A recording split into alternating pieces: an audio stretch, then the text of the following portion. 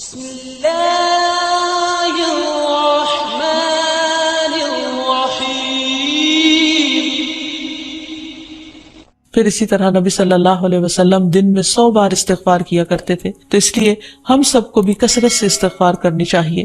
استغفار بیماریوں کا علاج بھی ہے اور اللہ کے عذاب سے بچانے والا بھی، اللہ سبحانہ و تعالیٰ کی رحمت پانے کا ذریعہ ہے، اور پھر بارش کے نزول کا ذریعہ بھی ہے، زراعت میں برکت کا ذریعہ، کبیرہ اور صغیرہ گناہوں سے معافی کا ذریعہ، اچھا اعمال نامہ پانے کا ذریعہ، یعنی قیامت کے دن انسان کو جن کی بخشش ہوگی ان کو خوشخبری دی جائے گی اور ان کا نامہ اعمال جو ہے وہ بہترین نامہ اعمال ہوگا۔ پھر جنت میں درجات کی بلندی استغفار کی وجہ سے ہوگی۔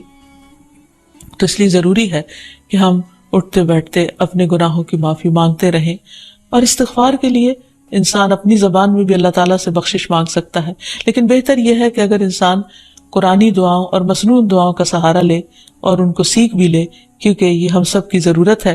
سورۃ نوح میں اللہ سبحانہ و تعالیٰ فرماتے ہیں، حضرت نوح علیہ السلام نے اپنی قوم کو استغفار کرنے کو کہا، اور کیا کہا؟ فَقُلْتُ اسْتَغْفِرُوا رَبَّكُمْ، میں نے اپنی قوم سے کہا کہ اپنے رب سے استغفار کرو، اپنے رب سے معافی مانگو۔ تو نتیجہ کیا ہوگا؟ إِنَّهُ كَانَ غَفَّارًا، بے شک وہ بہت زیادہ معاف کرنے والا ہے۔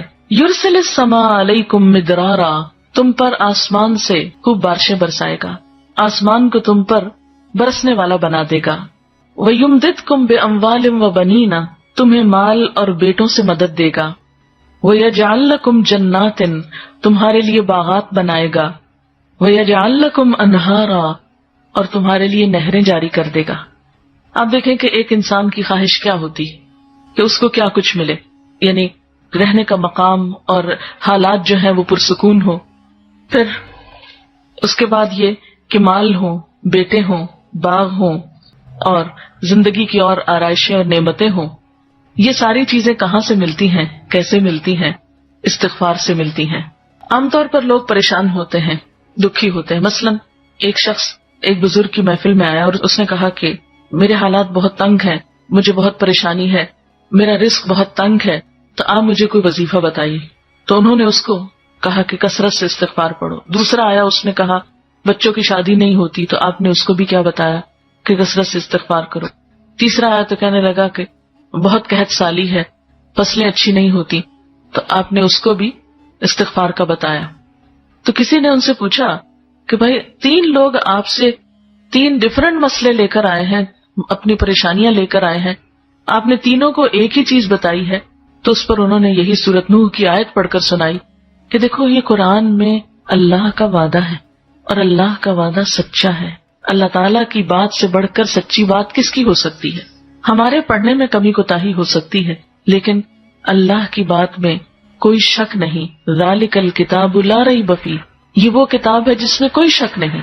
لیکن یہ ہے کہ بعض اوقات ہم خود پڑھنے میں کوتاہی کر دیتے ہیں۔ تو جن کا رشتہ نہ ہو رہا ہو وہ بھی، جن کا ہو چکا ہو اور شادی کے پرابلمز ہو وہ بھی، جن کا ہو چکا اور پھر بچے نہ ہو وہ بھی، ان سب کے لیے ایک ہی وظیفہ ہے، اور وہ کیا ہے؟ استغفار کا۔ پھر اسی طرح ایک اور جگہ پر ایک اور پیغمبر نے اپنے لوگوں سے کہا وَاسْتَغْفِرُوا رَبَّكُمْ ثُمَّ تُوبُوا إِلَيْهِ إِنَّ رَبِّي رَحِيمٌ وَدُودٌ، اپنے رب سے معافی مانگو اور اس کی طرف پلٹ آؤ، بے شک میرا رب رحیم ہے اور اپنی مخلوق سے بہت محبت رکھتا ہے۔ یعنی جب کسی بندے پر کوئی تکلیف آتی ہے تو ایسا نہیں کہ اللہ تعالیٰ اس پر خوش ہوتے ہیں اور جان بوجھ کے ستانا چاہتے ہیں بندوں کو۔ اللہ تو بندوں کے حق میں بہت مہربان ہے۔ پھر سوال یہ بات ہوتا ہے کہ تکلیف آتی کیوں؟ اگر وہ ہم سے محبت کرتا ہے اور وہ بہت مہربان ہے، تو بات یہ ہے کہ کچھ چیزیں ہم اچھے حالات میں سیکھتے ہیں اور کچھ چیزیں ہم ہارڈ شپ سے سیکھتے ہیں۔ کچھ نعمتوں کی قدر ہم اچھے طریقے سے ویسے ہی کر لیتے ہیں، اور کچھ چیزوں کی قدر ہمیں اس وقت آتی ہے جب کوئی مشکل پیش آتی ہے۔ آپ دیکھیے کہ اس کی مثال یوں ہی ہے کہ جیسے کچھ کھانے آپ کچے ہی کھا لیتے ہیں، جیسے فروٹس وغیرہ ہیں، آپ کو پکانے کی ضرورت نہیں ہوتی، لیکن کچھ کھانے آپ کو پکا کر کھانے ہوتے ہیں۔ اسی طرح زندگی میں کچھ حالات ایسے ہوتے ہیں کہ جن میں آپ آرام سے سیکھ جاتے ہیں، یا کچھ باتیں آپ کو بغیر کسی مشکل کے سمجھ میں آ جاتی ہیں، لیکن کچھ باتیں آپ کو مشکل آنے پر سمجھ آتی ہیں۔ اور جس طرح انسان پختہ اور میچیور ہوتا ہے مشکلات میں، آپ نے دیکھا ہوگا کہ جو بچے ہارڈ شپس میں پلتے ہیں وہ بڑے ہو کر ان میں اسٹیمنا زیادہ ہوتا ہے، لیکن جو بچے بہت نعمتوں میں اور نازوں میں پلتے ہیں وہ اتنے بہادر اور اتنے ہمت والے نہیں ہوتے. اس لیے دھوپ اور چھاؤں، غم اور خوشی دونوں اس کائنات کا حسن ہے. دن اور رات ایک بہت بڑی نشانی ہے ہمارے لیے.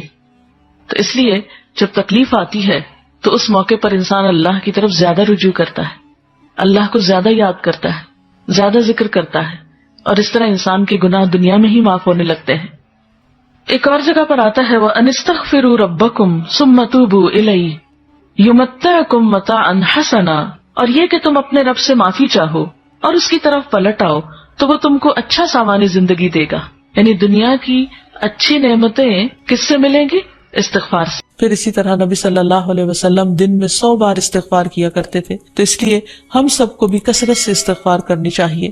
استغفار بیماریوں کا علاج بھی ہے اور اللہ کے عذاب سے بچانے والا بھی، اللہ سبحانہ وتعالیٰ کی رحمت پانے کا ذریعہ ہے، اور پھر بارش کے نزول کا ذریعہ بھی ہے، زراعت میں برکت کا ذریعہ، کبیرہ اور صغیرہ گناہوں سے معافی کا ذریعہ، اچھا اعمال نامہ پانے کا ذریعہ. یعنی قیامت کے دن انسان کو جن کی بخشش ہوگی ان کو خوشخبری دی جائے گی اور ان کا نامہ اعمال جو ہے وہ بہترین نامہ اعمال ہوگا. پھر جنت میں درجات کی بلندی استغفار کی وجہ سے ہوگی. تو اس لیے ضروری ہے کہ ہم اٹھتے بیٹھتے اپنے گناہوں کی معافی مانگتے رہیں. اور استغفار کے لیے انسان اپنی زبان میں بھی اللہ تعالیٰ سے بخشش مانگ سکتا ہے، لیکن بہتر یہ ہے کہ اگر انسان قرآنی دعاؤں اور مسنون دعاؤں کا سہارا لے اور ان کو سیکھ بھی لے، کیونکہ یہ ہم سب کی ضرورت ہے.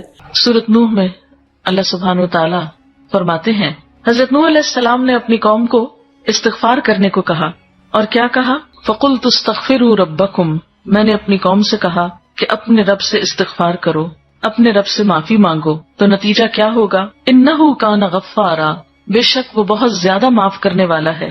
يُرْسِلِ السَّمَاءَ عَلَيْكُمْ مِدْرَارًا، تم پر آسمان سے خوب بارشیں برسائے گا، آسمان کو تم پر برسنے والا بنا دے گا.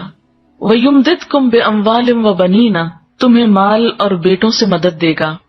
وَيَجْعَلْ لَكُمْ جَنَّاتٍ، تمہارے لیے باغات بنائے گا.